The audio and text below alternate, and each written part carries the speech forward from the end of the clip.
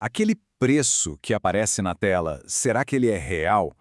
Nessa análise, a gente vai fundo para desvendar a ilusão por trás dos valores das criptomoedas e revelar a mecânica oculta que, de fato, controla tudo. A nossa história começa numa sexta-feira que parecia ser como qualquer outra, mas que acabou se transformando num evento dramático. Um evento que expôs um dos segredos mais profundos do mundo cripto.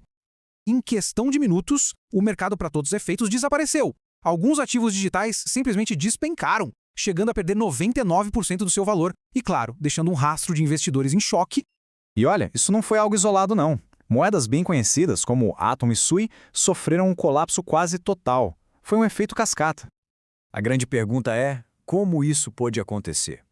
A resposta para essa pergunta nos leva a uma investigação sobre as forças invisíveis, sobre um gigante silencioso que realmente comanda esses mercados. Para a gente conseguir entender esse colapso, primeiro a gente precisa decifrar um conceito-chave que sustenta o mercado todo, a liquidez. Ou, melhor dizendo, a ilusão da liquidez. Pensa assim, no mercado saudável, liquidez significa que sempre tem alguém querendo comprar o que está sendo vendido ou vender o que se quer comprar. É um fluxo constante. Mas aí é que está o pulo do gato. Para muitas dessas moedas menores, as altcoins, essa não é a realidade. Não tem gente de verdade, compradores e vendedores em número suficiente. Isso cria um vácuo, e é exatamente nesse vácuo que um ator oculto e muito poderoso entra em cena. Bom, chegou a hora de dar um nome a esses gigantes silenciosos. No jargão do mercado, eles são conhecidos como market makers ou, em português, formadores de mercado. Basicamente, são empresas como a bem conhecida Wintermute, que usam robôs e algoritmos super rápidos para criar o mercado, se oferecendo o tempo todo para comprar e vender ativos.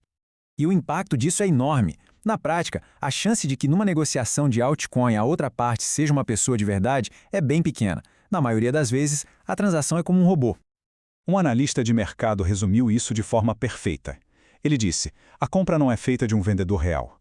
A compra é feita de um formador de mercado. Vale a pena pensar nisso. A outra parte da negociação é quase sempre um algoritmo. Tá, mas por que eles fazem isso? Bom, a resposta é dinheiro, claro. Basicamente, eles ganham de duas formas principais. Só que todo esse sistema tem uma falha gravíssima. Uma espécie de interruptor de emergência que, quando acionado, pode fazer tudo desmoronar. E aqui está o ponto crucial. Esses algoritmos, esses robôs, eles não foram feitos para aguentar grandes perdas. Eles têm um limite.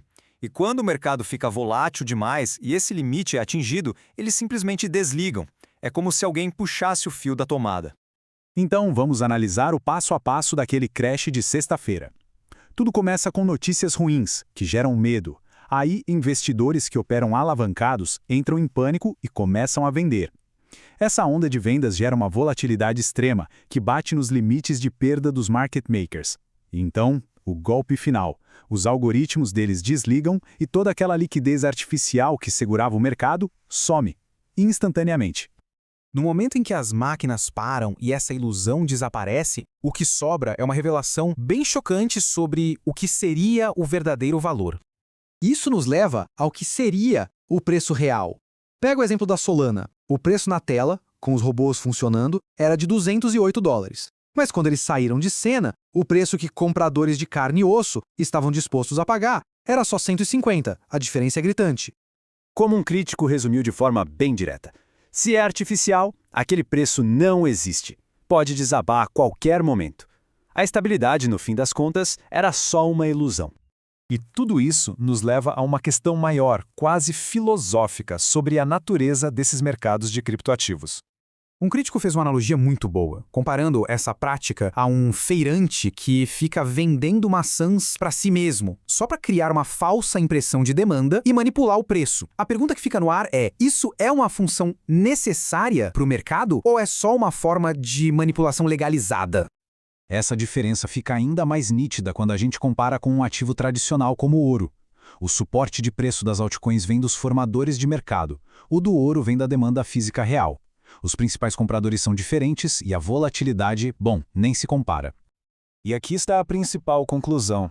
A diferença fundamental é se o preço reflete uma demanda genuína, orgânica, ou se ele está apenas sendo sustentado artificialmente. Olhando para os dados de novo, esse abismo entre o preço sustentado e o preço real É um lembrete muito claro da fragilidade de todo esse sistema. E a gente termina com essa reflexão. Se o preço que está ali na tela precisa de uma máquina ligada o tempo todo só para poder existir, será que ele pode mesmo ser chamado de um preço real? Fica aí a questão.